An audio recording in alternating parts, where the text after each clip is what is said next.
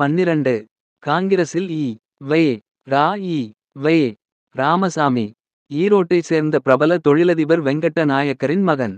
பிறந்தது 17 செப்டம்பர் 1879 இல். கொஞ்சம் படித்தார். பிறகு தந்தையுடன் சேர்ந்து வேலைக்கு வந்துவிட்டார். துடிப்பான இளைஞர். நிறைய நண்பர்கள்.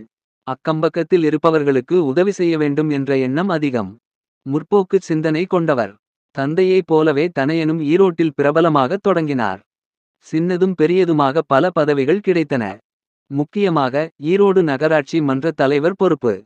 காங்கிரஸ் கட்சியில் பிரபலமாக இருந்த அரசியல்வாதிகள் பலரிடமும் அவருக்கு தொடர்பு இருந்தது. குறிப்பாக சேலம் நகராட்சி மன்ற தலைவராக இருந்த சி. ராஜகோபாலாச்சாரி, ராஜாஜி, வரதராஜலு நாயுடு போன்ற காங்கிரஸ்காரர்களுடன் நல்ல நட்பு இருந்தது. ஈரோடு வட்டார மக்கள் மத்தியில் நல்ல அறிமுகம் பெற்றுள்ள ராமசாமியை எப்படியாவது காங்கிரஸ் கட்சியில் சேர்த்துவிட வேண்டும் என்பது ராஜாஜியின் விருப்பம். அதற்கான முயற்சிகளில் அவ்வப்போது ஈடுபட்டு வந்தார்.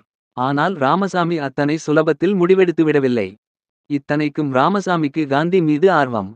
காந்தியின் கொள்கைகள் மீது ஆர்வம். ஆனாலும் நேரடியாக அரசியலில் இறங்க லேசான தயக்கம். ஒருநாள் ஈரோடு ராமசாமியை சந்திப்பதற்காக வரதராஜலு நாயுடு ஈரோட்டுக்கு வந்தார். தான் நடத்தி கொண்டிருக்கும் வார இதழுக்கு கொஞ்சம் சந்தா பிடித்து தர வேண்டும் என்பதுதான் நாயுடுவின் கோரிக்கை. ஆகட்டும் என்று சொல்லி அக்கம்பக்கத்து கடைக்காரர்களிடம் சொல்லி சந்தா பிடித்து கொடுத்தார் ராமசாமி. அந்த பத்திரிகை ஜஸ்டிஸ் கட்சிக்கு எதிராக உருவாகியிருந்த சென்னை மாகாண காங்கிரஸ் கட்சிக்கு ஆதரவான பத்திரிகை. சென்னை மாகாண சங்கத்தின் துணைத் தலைவர்களுள் ஒருவராக ஈரோடு ராமசாமியை தேர்ந்தெடுத்திருந்தனர். இதுதான் காங்கிரஸ் கட்சிக்குள் ராமசாமியை இழுப்பதற்கான முதல்படி. தொடர்ந்து சென்னை மாகாண சங்கத்து வேலைகளில் தன்னை ஈடுபடுத்திக் கொண்டிருந்தார் ராமசாமி. திடீரென ராஜாஜியிடம் இருந்து ரகசிய அழைப்பு ஒன்று ராமசாமிக்கு வந்தது. அன்னிபெசண்டுக்கு எதிராக நாம் அணிதிரள வேண்டும். அவர் நம்முடைய பிரதிநிதி அல்ல என்பதை எல்லோருக்கும் புரிய வைக்க வேண்டும். வாருங்கள் பேசுவோம்.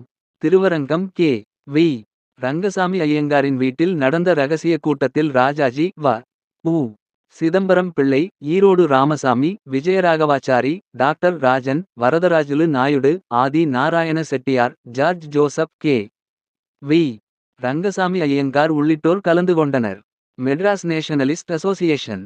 பலத்த ஆலோசனைகளுக்குப் பிறகு ராஜாஜி உள்ளிட்டோர் தொடங்க முடிவு செய்த அமைப்பின் பெயர் இதுதான். அந்த இயக்கத்துக்கு விஜயராகவாச்சாரி தலைவர். ராஜாஜி பிரதம காரியதரிசி. காரியதரிசிகளாக ஈரோடு ராமசாமி, டி. பிரகாசம், கே. பி. கேசவமேனன் ஆகியோர் இருந்தனர்.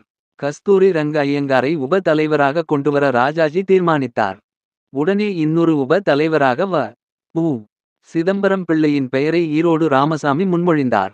2 பேரையும் தேர்வு செய்துவிடலாம். 2 உபதலைவர்கள் இருந்தால் நன்றாக இருக்கும் என்றார் ராமசாமி. ஆனால் கஸ்தூரி ரங்க ஐயங்காருக்கு தனது அந்தஸ்தில் இன்னொருவர், அதிலும் பார்ப்பனர் அல்லாத ஒருவர் வருவதில் விருப்பம் இல்லை. கூட்டத்தில் குழப்பம் ஏற்பட்டு ஒத்திவைக்கப்பட்டது. நிலைமை சிக்கலாவதை புரிந்துகொண்ட கஸ்தூரி ரங்க ஐயங்கார் ராமசாமியின் திட்டத்துக்குச் சம்மதித்தார். அதன் விளைவாக கஸ்தூரி ரங்க ஐயங்காரும் உ.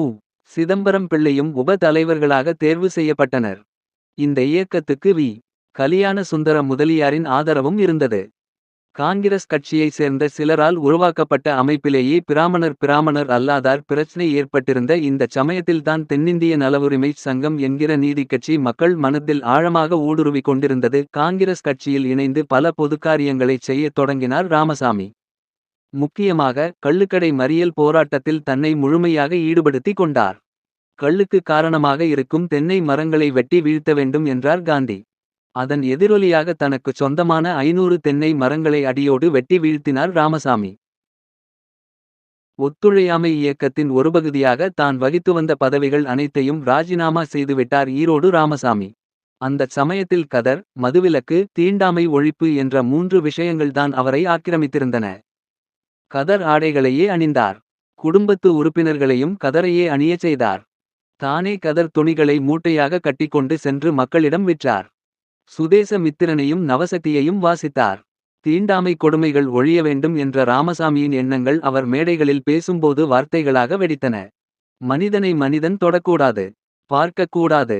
தெருவில் நடக்கக்கூடாது. கோயிலுக்கு போகக்கூடாது. பொதுக்குளத்தில் தண்ணீர் எடுக்கக்கூடாது. இது போன்ற கொள்கைகள் நிரம்பியிருக்கும் ஒரு நாட்டை பூகம்பத்தை கொண்டு அழிக்காமலோ, எரிமலை குழம்பு கொண்டு எரிக்காமலோ, சமுத்திரம் கொண்டு மூழ்கச் செய்யாமலோ, பூமிப்பிளவில் உள்வாங்காமலோ கடவுள் என்ற பெயரில் ஒருவர் இருக்கிறார் என்றால் அவர் எப்படிப்பட்டவர் என்பதை நீங்களே புரிந்து கொள்ளுங்கள். இம்மாதியான மக்கள் உயிரோடு இருப்பதைக் காட்டிலும் இறந்துவிடலாம் என்றார். மது ஒழிப்பு திட்டத்தின் ஒரு பகுதியாக கள்ளுக்கடை மறியலை நடத்துவது என்று முடிவு செய்து விட்டார் காந்தி. ஆனால் அதை எங்கே, எப்படி நடத்துவது என்று தெரியவில்லை. அப்போது அவருடைய நினைவுக்கு வந்தவர் ஈரோடு ராமசாமி.